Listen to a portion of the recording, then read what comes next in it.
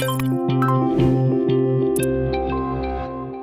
me now on Dubai Airshow TV is David Doherty from Etihad Engineering. David, tell me, and you're perfectly positioned to tell us about this, tell me about where the growth is in the industry as far as MROs like Etihad Engineering are concerned.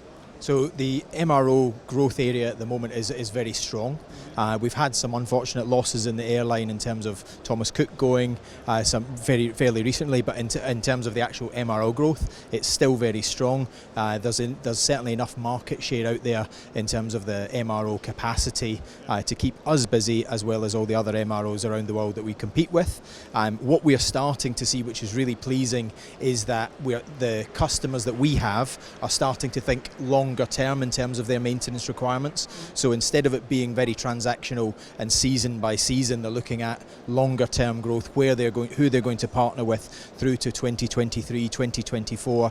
They're looking at the life cycles of the larger aircraft, which is good for us because it gives us that longevity of our pipeline, but it also then allows us to forge a better partnership with an airline, knowing that we're going to work with them year on year over a period of time.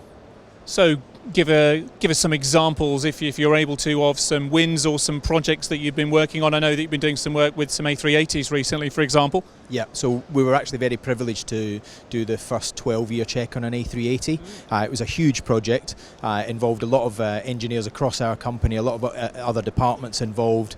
Months and months and months of planning. We're happy to say it went very well. What that's actually allowed us to do is move forward with that customer to the next phase of the project, which is a complete cabin refurbishment. So they're putting a new cabin into the aircraft, and that will then combine those two elements. We'll look at then doing that over the next 3, 4, 5 years until their whole fleet has been through the process of the 12-year check and the refurbishment, and that extends the life of that aircraft. We're doing a lot of work on the 787. We have done for a number of years, and we now have our A350 capability, which ensures that we then have capacity and capability to support our customers as they introduce new aircraft into their fleet.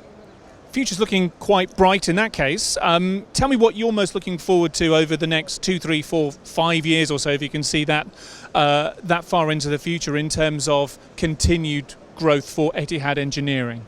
So the continued growth for Etihad Engineering, we do 75% of our work for non-Etihad customers. So 25% is for our parent airline, the other 75% is for third-party airlines across the globe, not just within the region. And so the future for us is that we want to develop the stronger relationships with our customers, and what I'd like to see over the 4 or 5 years is how we get involved in those long-term projects, not just where we are the maintenance integrator, but where we've been involved in the planning, the selection and the decision-making process as a partner of the airline, so that we can best support them in the projects that they want to deliver.